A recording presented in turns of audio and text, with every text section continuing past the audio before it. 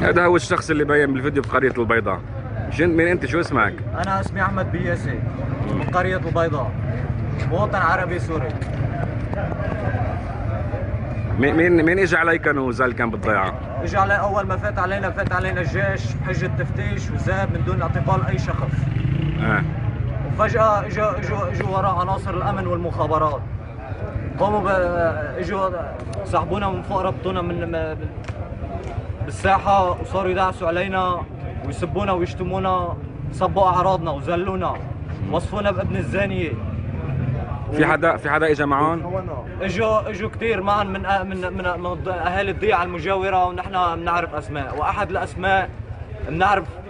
شو عملوا بالضيعة؟ شو عملوا؟ ملبسينا عاطينا سلاح، واجوا صاروا يفعسوا علينا مثل الامن. شو الاذى اللي عملوه بالضيعه؟ شو الاذى؟ نهبوا البيوت، شتموا النساء وسبوهم، واوصوا على الجامع، واوصوا على البيوت، فاتوا على الدكاكين سرقوها، فاتوا على البيوت. اللي معه بالبيت مصاري اخذوه، اخذوا الذهب من ايادي النساء ومن رقابه. قاموا بتمزيق القرآن الكريم في مسجد البيضاء،